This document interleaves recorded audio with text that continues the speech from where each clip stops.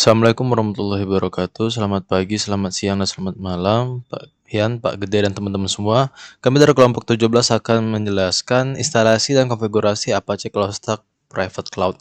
Dengan anggota kelompok, Rehan Muhammad Ihsan, Farhanul Zulfandri, Ivan Yontama Pradipta, dan Fatia Zulfa Al-Fajar. Untuk sedikit pengantar, apa itu CloudStack? CloudStack adalah sebuah platform open source untuk penyediaan layanan cloud computing berbasis IaaS atau infrastruktur as a service. CloudStack ini memungkinkan organisasi untuk membangun dan mengelola infrastruktur cloud mereka sendiri. Layanannya itu mirip dengan AWS ataupun Google Cloud. Terus CloudStack juga mendukung berbagai hypervisor yang populer seperti KVM, VMware, dan lain sebagainya. Dan juga menyediakan interface berbasis web, CLI, dan RESTful API. CloudStack sangat cocok digunakan apabila seorang atau organisasi itu ingin melakukan implementasi private cloud ataupun hybrid cloud. Begitu. Kita lanjut. Instalasi dan konfigurasi CloudStack. Kami menggunakan laptop Dell dari kelas Cloud dengan spesifikasi CPU Intel Core i5 generasi ke-8, RAM 24GB, storage 256GB. Networknya ini ketika ideal itu 100GB per second dan operasi sistemnya itu Ubuntu Server 24.04 LTS. Baiklah, lanjut ke bagian yang pertama itu konfigurasi IP status dan bridge network. Untuk VM kami sendiri itu sebenarnya udah dikonfigurasikan bridge-nya itu di sini dengan IP 192.168.022. Terus Telescale juga sudah ada, jadi bisa remote ke server. Jadi saya jelaskan sedikit langsung tentang konfigurasi gimana. Pertama itu kita cd ke Ethernet plan, terus kita melihat ada satu file. Di sana itu kita backup file tadi agar kita bisa konfigurasikan yang baru. Terus kita masuk ke file konfigurasi yang baru dan kita tambahkan bagian ini, bridge ke bawah. Dan ini IP kita, dan ini IP yang ada di IP default gateway. Kenapa berbeda dengan IP yang ini? Karena sebelumnya kami itu di berbeda tempat gitu instalasinya, maka IP-nya berbeda. Lanjut, terus setelah file tadi dikonfigurasi, kita netplan generate dan netplan apply untuk menerapkan konfigurasi yang baru. Baiklah, kita lanjut. Setelah kita melakukan bridge network, kita lakukan update sistem dan instalasi utilisasi dasar. Seperti biasa, sudo kita masuk ke user ke root.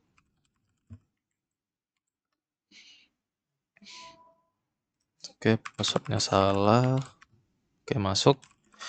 Kita update.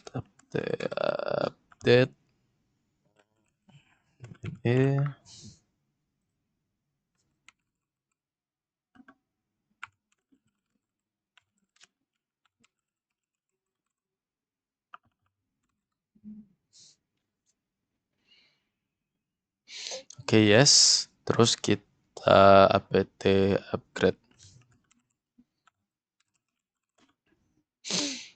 min. Jadi minnya ini agar otomatis ya semua. Baiklah, setelah kita update dan upgrade, kita lanjut ke bagian selanjutnya, yaitu instalasi beberapa tools. Yang pertama itu ada Hardtop, Blix, dan Dove. Ini masing-masing gunanya untuk CPU Search Monitoring, Distribution Monitoring, dan CLI based web browser. Terus setelah itu kita lakukan bridge utils. Apt install bridge utils.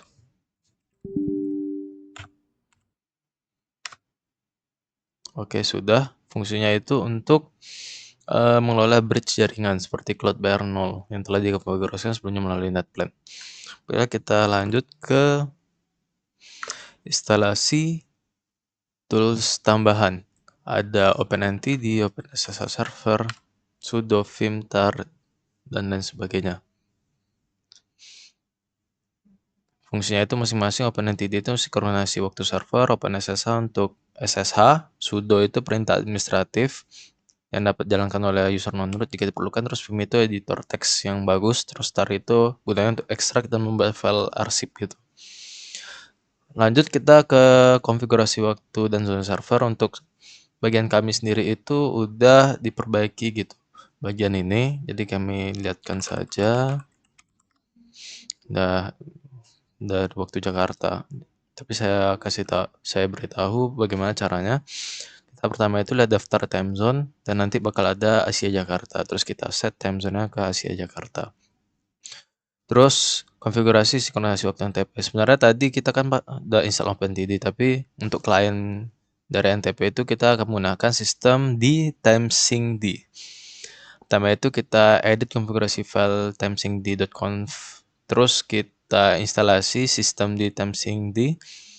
Terus kita aktifkan layanan ini, klien ini, dan terakhir kita lihat statusnya itu aktif. Bisa kita lihat di bagian kita di HP kita sudah aktif. Dan ctl status. Oke, sudah service. Oh, maaf. Kita aktifkan dulu.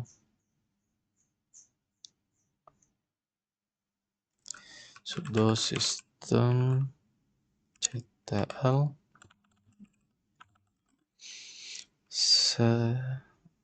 enable system di timesyncd.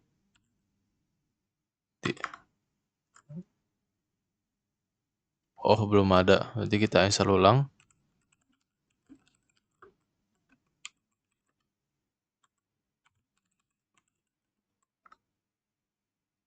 Oh, ternyata belum ada.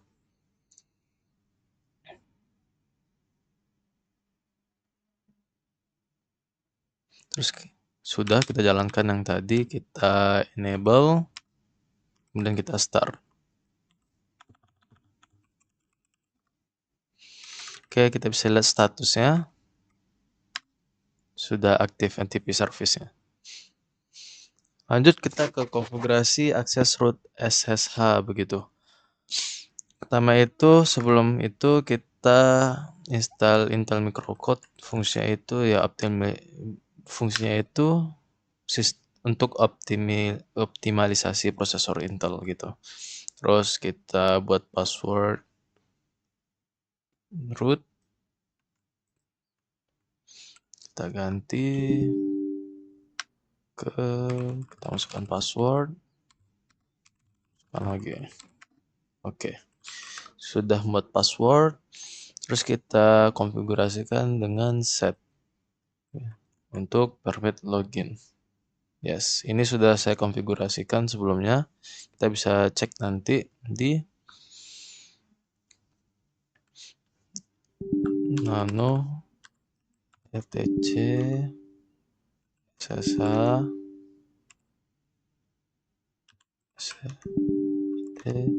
config. Sini sudah permit root login, yes. Jadi bisa diakses dari luar. Terus kita start aja langsung. Service start. Oke.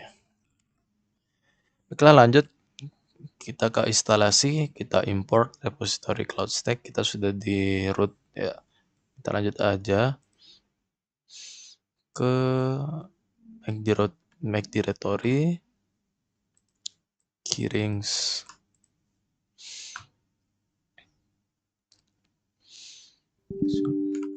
Oke, sudah. Terus kita get CloudStack-nya. Kita download. Sebenarnya sudah terdownload, makanya cepat. Terus kita tambahkan repository CloudStack ke dalam sumber apt. Terus kita cek filenya nano etc apt spasi dulu source list CloudStack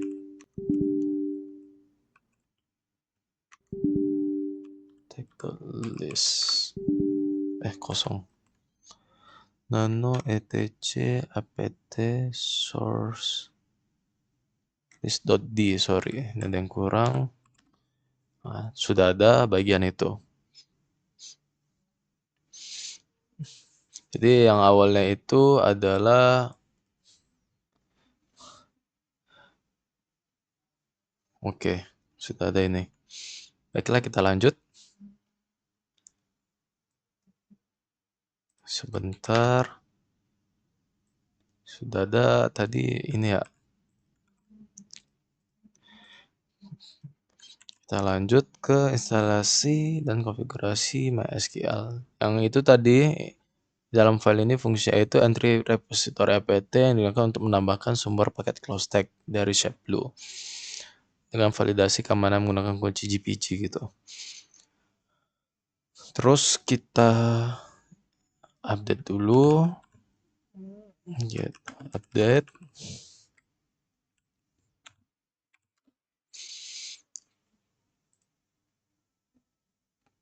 Nah, terus kita instalasi CloudStack manajemen dan MySQL Server.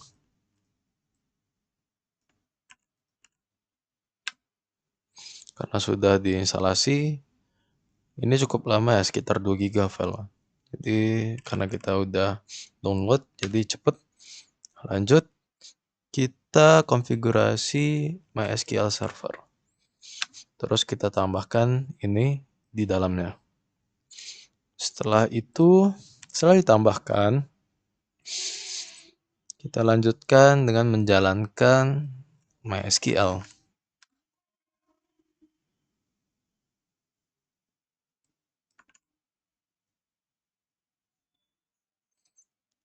Cukup lama sedikit, terus kita lihat statusnya dan running. Oke, kita lanjut. Kita deploy database as a root and then cloud user. Terus kita inisiasi database. Kita pakai IP kita tadi 192.168.0.22 dengan passwordnya itu kelompok 17. Karena saya sudah memasukkan sebelumnya, jadi ini tidak kita lanjutkan. Jadi masukkan ini nanti. Terus kita install NFS kernel server. Oke.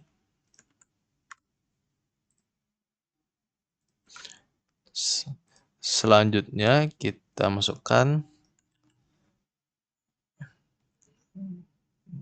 ini agar ekspor bisa di-share ke jaringan.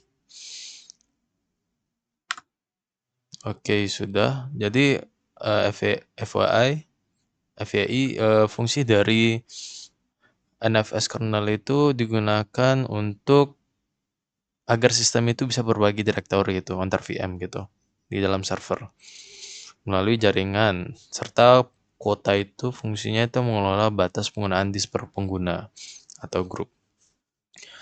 Baiklah, kita lanjut. Kita buat direktori ekspor primary dan ekspor secondary.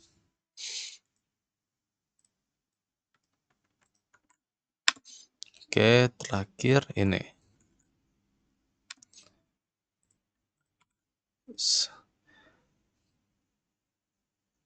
Dan ini ada beberapa konfigurasi NFS tambahan.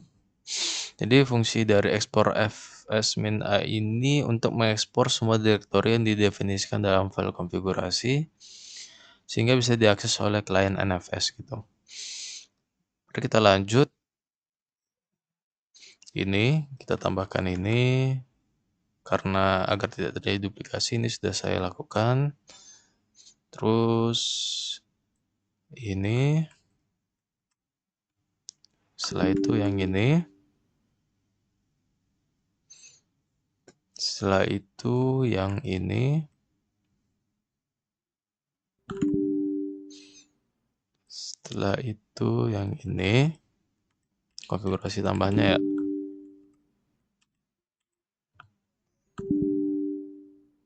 Oke.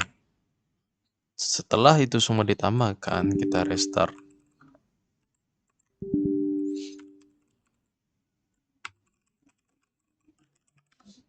Oke, sudah kita restart.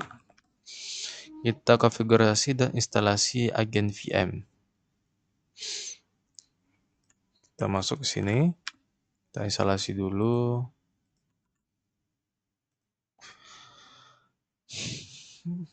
Jadi kita instalasi KVM dan menambahkan iCloudStack.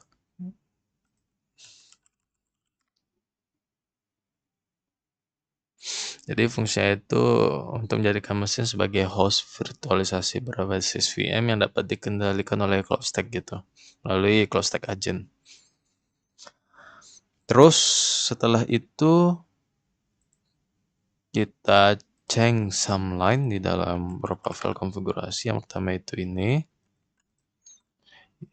yang fungsinya itu untuk menambahkan ini ke dalam file.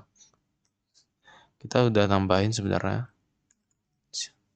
bagian tadi itu di mana ya? Di sini sudah ditambahkan. Terus kita tambahkan juga beberapa line di dalam direktori libvirt.config. Ini yang pertama.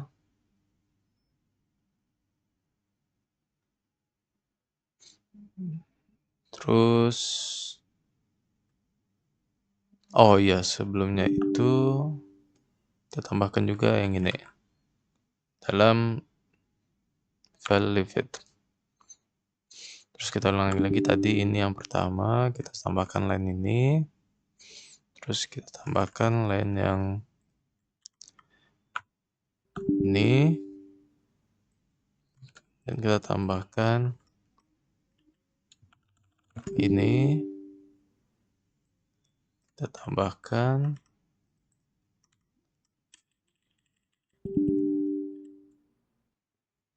ini. Dan terakhir kita tambahkan ini gitu. Fungsi itu masing-masing yang tadi sebelumnya itu TLS yang awal itu untuk TLS listening, TCP listening, kemudian specify port di mana daemon akan mendengar dari TCP, terus disable multicast DNS, terus yang terakhir itu disable authentication for TCP connection. Jadi libvirt.td ini adalah daemon utama dari Ubuntu ini yang berjalan di latar belakang untuk mengelola hypervisor gitu, seperti KVM dan lain sebagainya. Baiklah, kita lanjutkan. Setelah semua ditambahkan line tadi, kita restart. Pertama kita jalankan ini. Kemudian kita restart. Oke.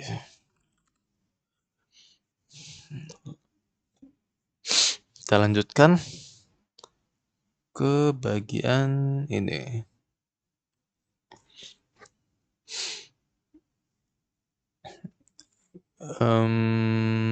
Konfigurasi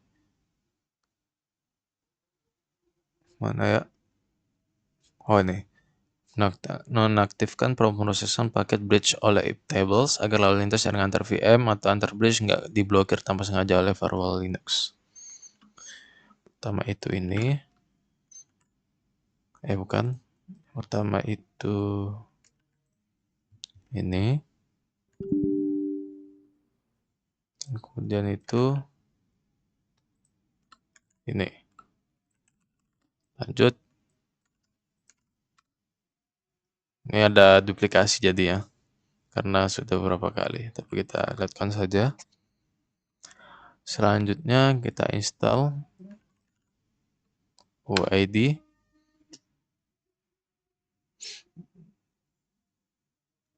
Terus lanjut setelah itu kita lihat ini. Terus kita tambahkan line ini di dalam libvirt.td.conf. Terus kita restart lagi libvirt.td. Oke, setelah itu kita tambahkan membuka port firewall di dalam default gateway-nya ya. Terus kita tambahkan ini, semua ini. Bisa dilihat di dalam GitHub-nya satu persatu. Sampai sini.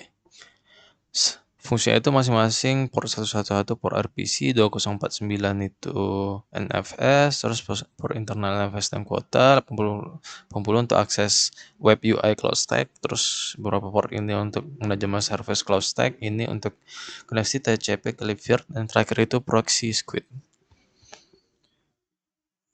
Dan setelah semuanya itu selesai, kita simpan dengan perintah sudo mkdir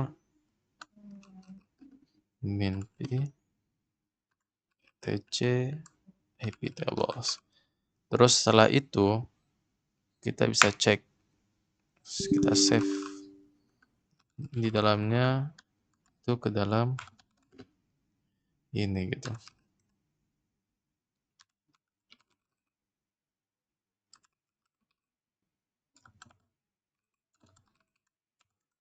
.v4.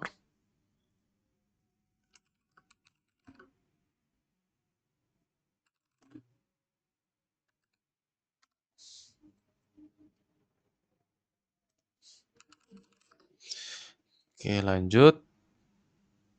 Kita instalasi iptable persistent. Tapi kita bisa yang tadi kita nano.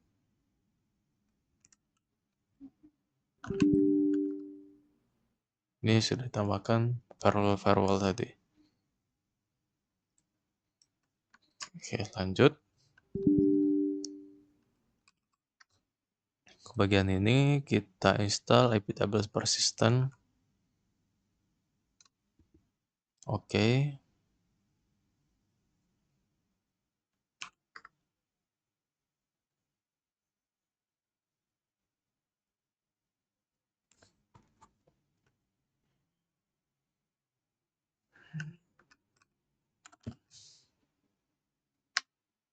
Sudah, kemudian kita tambahkan beberapa command line untuk disable more on leave td. Sama itu ini, kemudian karena itu file yang udah eksis, ini juga kayak seperti udah eksis. Terus ini, nah udah doesn't exist, sudah dihapus sebelumnya. Dan yang terakhir itu ini, gitu.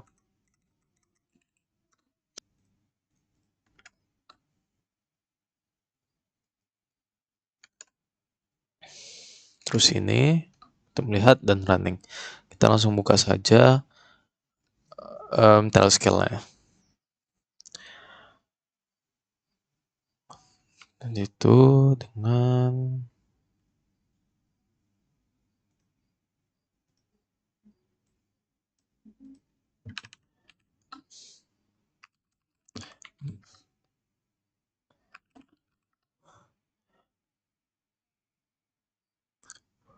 untuk IP-nya ini 80. Kita masukkan username admin, terus passwordnya password. Oke, berjalan. Terus di langkah selanjutnya kita pakai web UI aja.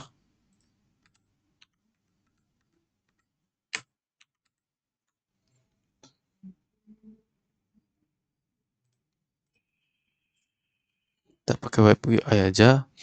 Pertama itu kita bisa membuat zone baru di CloudStack. Di bagian sini zone baru. Ini tambahkan zone. Kita tambahkan zone di sini. Terus pada bagian selanjutnya advance. Terus kita bisa isi seperti ini, nama zone-nya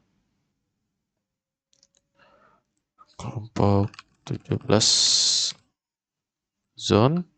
Terus ada IP-nya 8.8.8, internal lens-nya.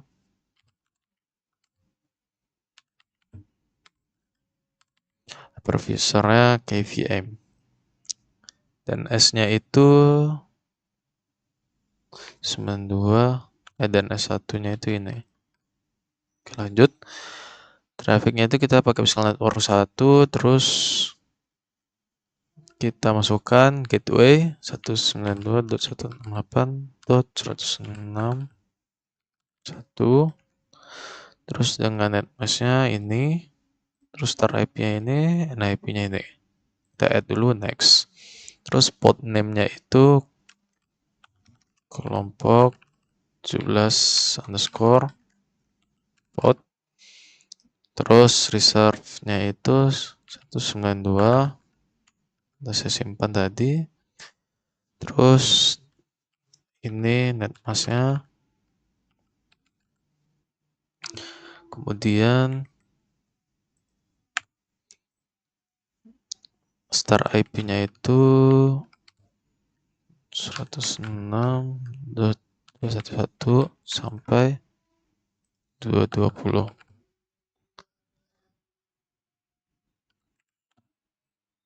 Terus VLAN VNI range-nya itu dari 3300.3399. Terus cluster name-nya itu kelompok 17 underscore cluster. Terus ataupun IP address-nya itu 192. Untuk IP address-nya itu 107.84. Username-nya admin, password-nya itu password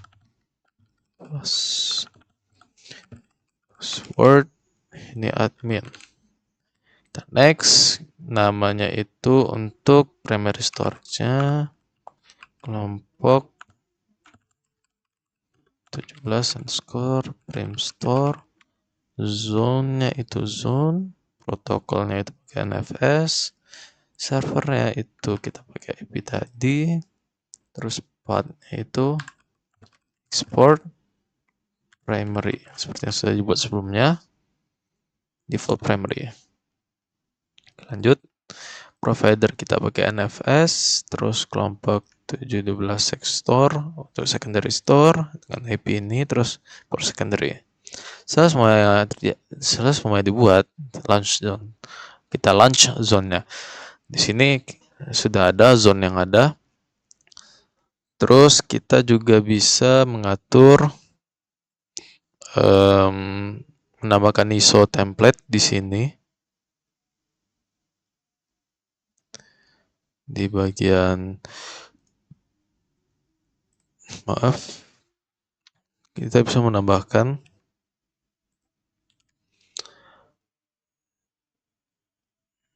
file ISO itu di dalam image file ISO. Ini untuk instalasi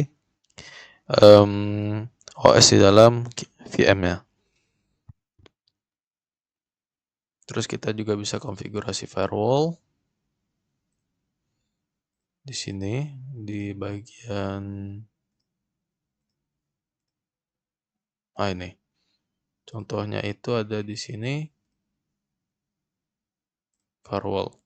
Ini masih kosong di 103 sepertinya ada. Contoh firewallnya ini. Setting firewallnya seperti ini. Dan kita juga bisa mengakses ini dari mana saja gitu. Dan VM-nya itu udah ada. Kita coba sudo tailscale up advertise routes 192.168.24.0.